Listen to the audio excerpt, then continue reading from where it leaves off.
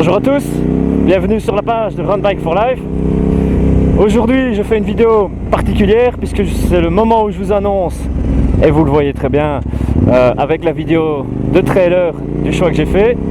J'ai hésité entre une Tiger et cette SMT 990 et le choix, il est devant vous, il est là. C'est la KTM 990 SMT qui est la version super motard de route. On a ici 135 chevaux grâce à l'ajout de deux Akrapovic en silencieux avec la ligne complète. On a 190 kg grâce à la diminution du poids avec les deux nouveaux pots. Donc on a un rapport assez intéressant poids-puissance. C'est une moto avec 84 cm de hauteur de selle, donc c'est relativement haut, mais ça permet de faire quand même pas mal de choses. C'est une conduite qui doit être soit un peu super motard avec l'appui au sol dans les virages.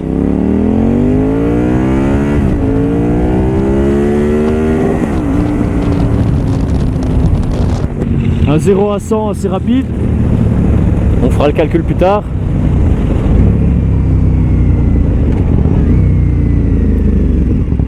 Alors pour la question du choix, par rapport à la Transalp, eh bien, on a toujours un bicylindre, c'est-à-dire qui cogne en dessous des 3000 tours, mais qui est extrêmement coupleux. Coupleux, ben, ça permet quoi de lever beaucoup plus facilement.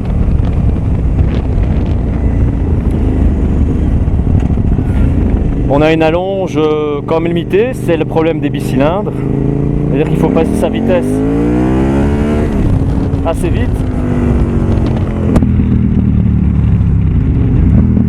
Vitesse maxi, je ne vais pas faire l'affront de la tester ici, il n'y a pas assez de place et j'ai pas envie de griller mes freins pour m'arrêter en bout de piste. Donc c'est une moto assez coupleuse. Flow Speed a eu l'occasion de la tester également. Et ça permet pas mal de choses. On peut lever en première, en deuxième et plus délicat en troisième aussi. En première, ben, ça donne ceci.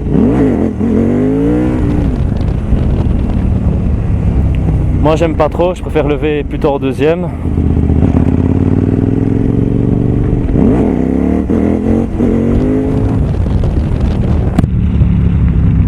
Ça permet de rester plus longtemps. L'atterrissage est aussi plus facile en deuxième, puisque le couple du moteur, lorsqu'on lâche les gaz ou qu'on le réduit, a moins d'influence. Et en troisième c'est plus délicat, je ne vais pas essayer maintenant.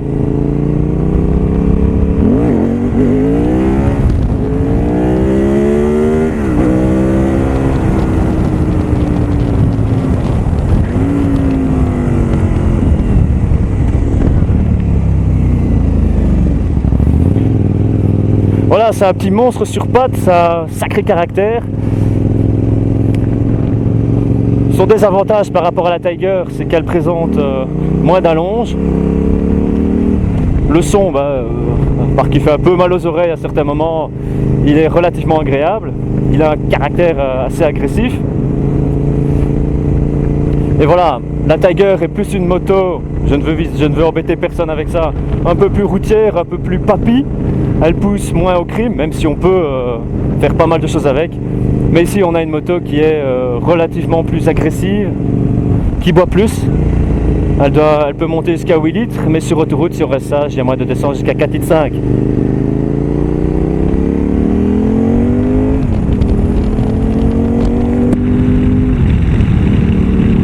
C'est une moto maniable. Si vous voulez passer le permis avec, aucun problème. Comme tout bicylindre, le ralenti est un peu plus difficile comparé à un monocylindre ou à un 4 cylindres, vu qu'elle aura tendance à cogner et à donner un peu d'à-coup avec la poignée des gaz.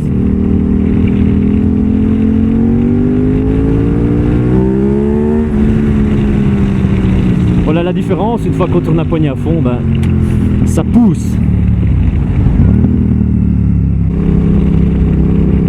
Ce qui n'empêche pas d'avoir certains problèmes. Un des problèmes avec les bicylindres, notamment avec le LC8, le moteur de 990 cm3 de la KTM, c'est qu'il vibre énormément. Vous pouvez voir sur mon tableau de sur mon axe entre mes deux tubes d'amortisseur, il y a une prise 12 volts. J'ai mis un adaptateur dessus et lorsque je monte trop dans les tours, il a tendance à sortir et mes systèmes ne sont plus alimentés, c'est pas pratique. Donc mon GSM et mes caméras. C'est ça le désavantage. Il y a beaucoup de vibrations, mais sinon l'agrément de route attaqué, on a deux jantes de 17 pouces, ce qui est différent par rapport aux trails qui ont souvent des pneus à l'avant plus grands qu'à l'arrière, donc 19, 17, ce qui déstabilise vraiment lorsqu'on veut se mettre dans le virage, mettre de l'angle, et ça compte pour beaucoup, je trouve. Donc voilà, donc c'est une moto confortable, ça reste une moto assez haute, avec une bonne suspension relativement souple, pour cette raison qu'elle se lève assez bien. Qu'est-ce qu'on a d'autre? Il n'y a pas d'indicateur de niveau d'essence, il y a seulement un témoin de réserve, clignotant, etc. Il n'y a pas de warnings au niveau du guidon, il faut aller le chercher au niveau du tableau de bord, et ça c'est vraiment pas pratique parce que pour aller le chercher, il faut se torsionner, et quand on est en filtering, c'est quasi impossible. Voilà, il reste plus grand chose à expliquer, à part qu'on a des bons freins à l'avant, Rambo, et une suspension White Power. Voilà. Il manque plus qu'avoir un second passager pour pouvoir comparer, et qui voilà, c'est Flow Speed 24. Tu viens? Il va venir. Voilà, on va tester la possibilité d'avoir un passager. On va préparer son petit confort, voilà. On va éviter de caler. Et voilà. On n'entend plus que lui.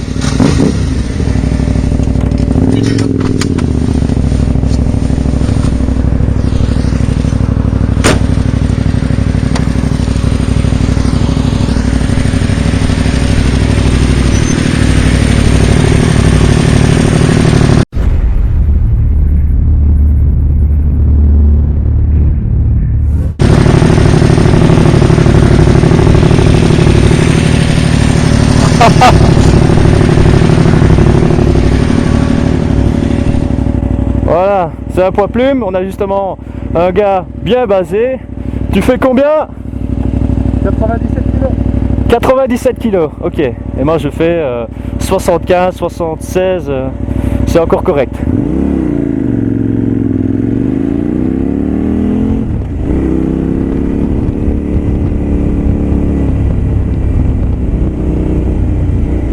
Voilà, on sent qu'il y a quelqu'un derrière. Normalement, il faut mettre un peu plus de poids, un peu plus de pression dans les pneus. Voilà, il me tient bien. Ici, il profite qu'il y a une sacoche de réservoir pour s'en servir comme appui. Ainsi, si je freine, il ne me rentre pas dedans. Donc, j'aime pas son casque qui me rentre dedans. C'est ça que je précise. Hein. Il y a des petits malins qui interprètent ça comme ils veulent. Voilà, au niveau des virages, il m'aide.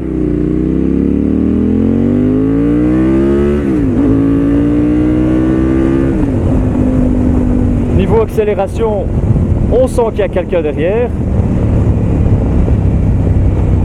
On essaye un wheeling. Hein? On essaye les wheelings. Ok, donc je mets les coups. Accroche-toi à moi.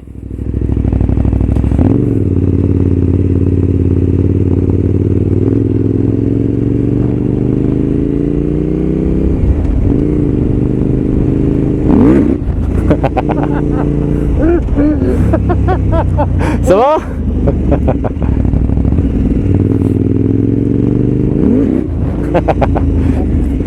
ça passe pas à deux, hein? Ça passe pas à deux? Non, du tout.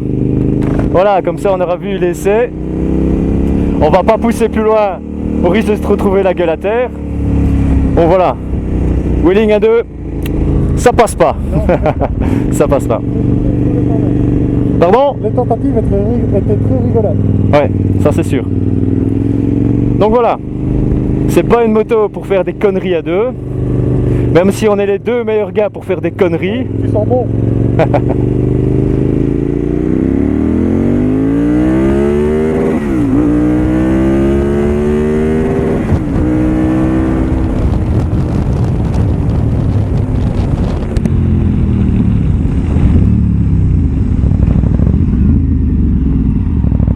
Voilà, niveau accélération, avec une personne en plus à l'arrière, qu'est-ce qui se passe? J'ai un transfert de masse vers la roue arrière qui fait que la moto a tendance à alléger l'avant.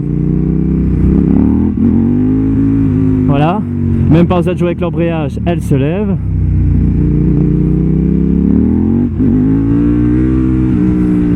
Donc voilà, encore une fois, c'est comme la brutale 800, il suffit juste de jouer avec cette poignée d'accélération et voilà, bah, ça se lève. Donc inutile de jouer avec les à-coups moteurs pour lever, ça suffit. Ça va derrière? Ouais, très bien. C'est mieux comme ça, hein?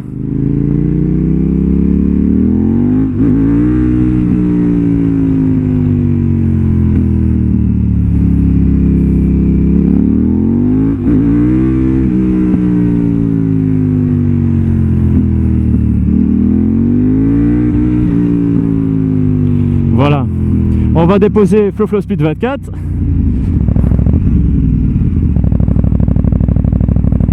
Voilà. Ah, tout, bande de neige.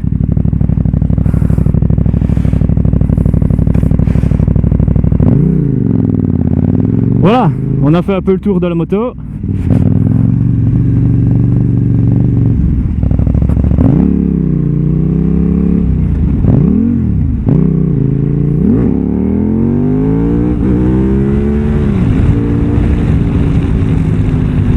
J'espère que ça vous a plu. N'hésitez pas à passer sur la page pour laisser un petit commentaire. Un petit j'aime sur la vidéo, ça fait toujours plaisir. Et n'oubliez pas, si vous voulez proposer des essais, proposer des suggestions pour des tests moto, si vous voulez prêter votre moto pour faire des tests, en la respectant bien sûr, n'hésitez pas à passer sur la page Facebook, laisser un commentaire sur la vidéo. Et surtout, bonne route à tous.